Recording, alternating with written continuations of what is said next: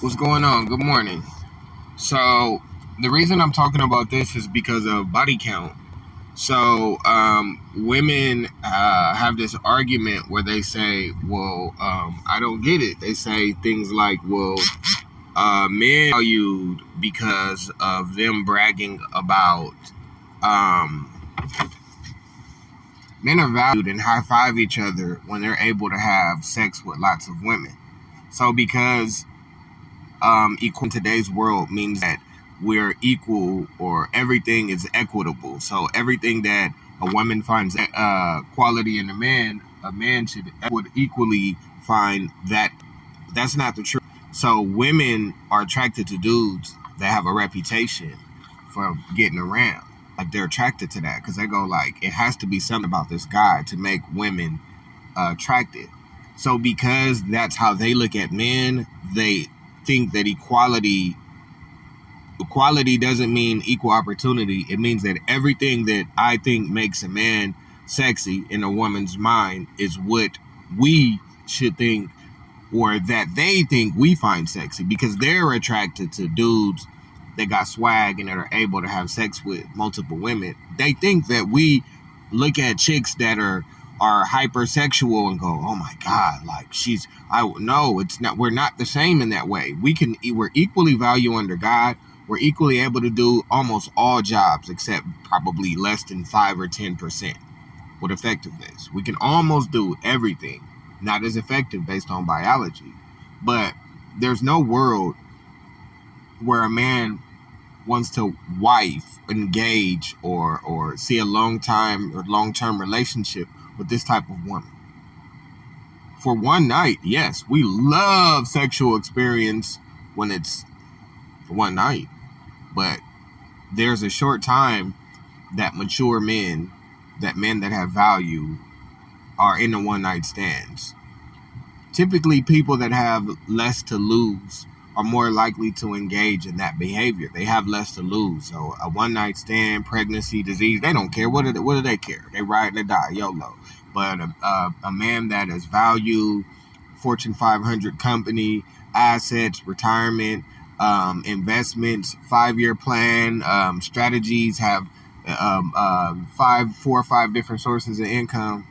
No, even at a point, those guys that are hyper successful and in the process of becoming more successful actually become more selective as they become more successful, because they don't want a child out of wedlock. That child support, they don't want to support a baby that they can't raise 100% under their authority.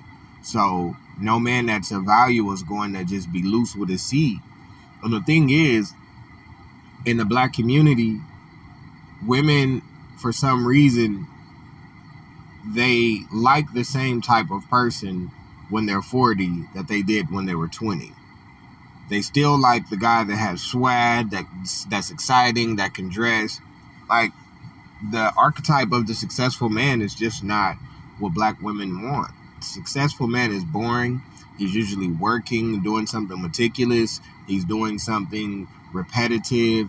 Unless he's in some type of public speaking or some type of government position, if he's in anything that's tech or business related, then his job is very boring. Success is not fun. It just looks fun when you showcase it. But successful people are very religious people, not just religious in their belief, but religious in their actions. They're consistent in how they move and how they think, how they operate.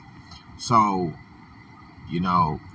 once again, just because women want guys that have sexual experience, that does not mean that that's what we don't want that.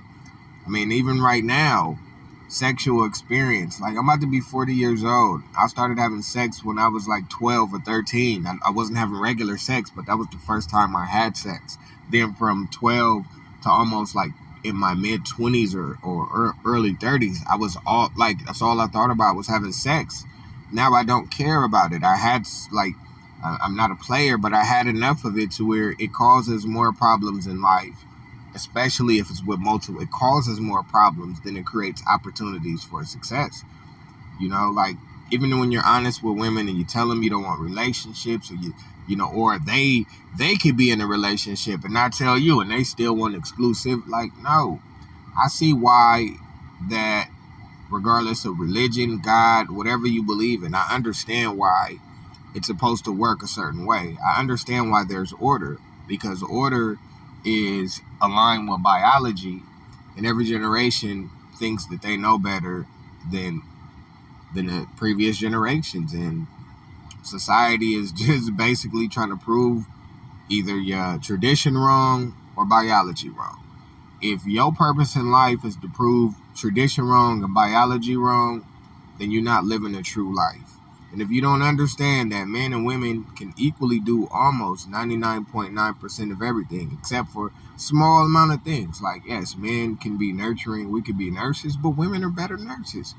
This is. It's a part of their biology. I've only been sick a couple times in my life, and the male nurses were trash. Not because they weren't good at their job, because it's a nurturing position, and we're just not nurturing.